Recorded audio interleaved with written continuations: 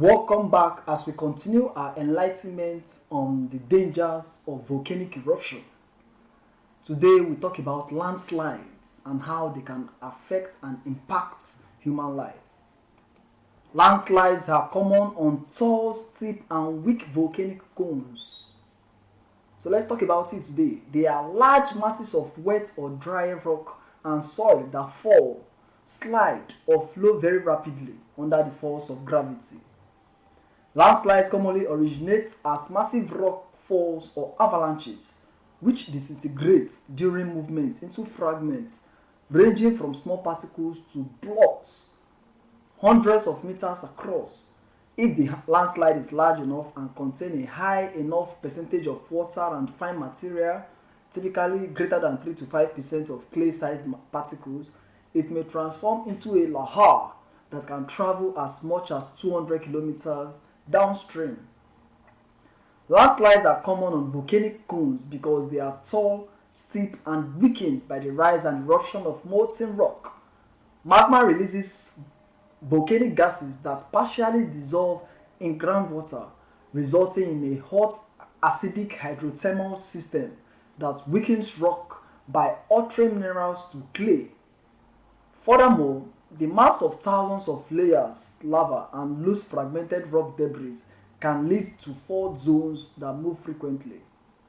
Volcano landslides, that is debris avalanches, range in size from less than 1 kilometer cube to more than 100 kilometer cube.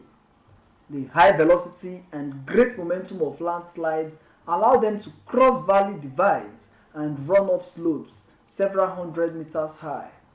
For example, the landslide of Mount St. Helens on May 18, 1980 had a volume of 2.5 kilometers cube, reached speeds of 50 to 80 meters per second, and surged up and over a 400 meter tall ridge located about 5 kilometers from the volcano. Early on the morning of May 18, 1980, the landslide swept into the upper North Fork Turtle River Valley and came to rest within about 22 kilometers of the volcano. The landslide deposit, however, was saturated with water and contained snow and ice blocks from the volcano's former glaciers.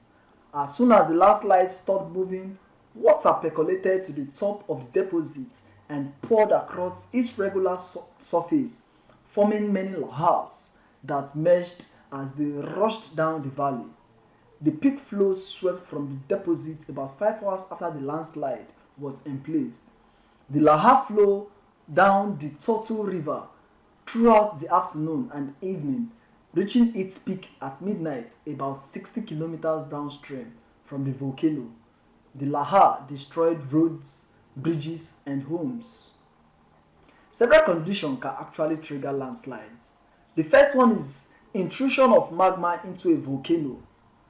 2. Explosive eruptions. 3. Large earthquake directly beneath a volcano or nearby. And 4. Heavy or long-lived rainfall that saturates the ground. And we could also point out that large landslides typically destroy everything in their path and may cause additional hazards.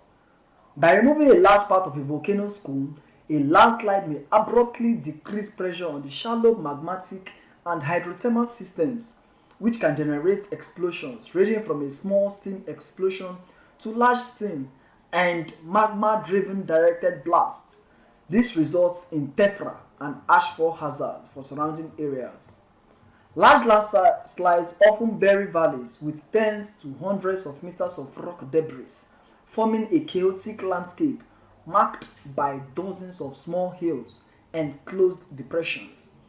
If the deposit is thick enough, it may dam tributary streams to form lakes.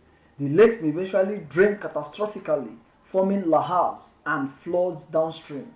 Landslides also generate some of the largest and most deadly lahars, either by transforming directly into a lahar or after it stops moving from settling out of the deposits.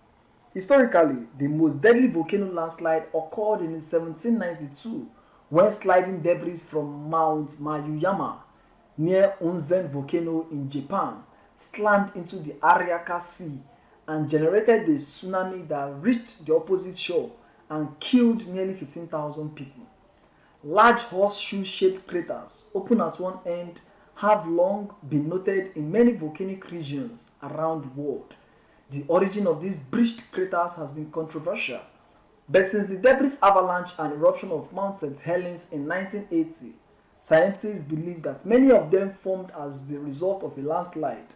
If the primary eruptive vent is located within these deep craters, they will likely direct subsequent volcanic activity, which includes lava flows, pyroclastic flows, or lahars, towards its breached opening. Wow! We continue our enlightenment on the dangers of volcanic eruption, and whatever you have to say concerning this, drop your comments in the comment section, and please don't forget to subscribe to this channel.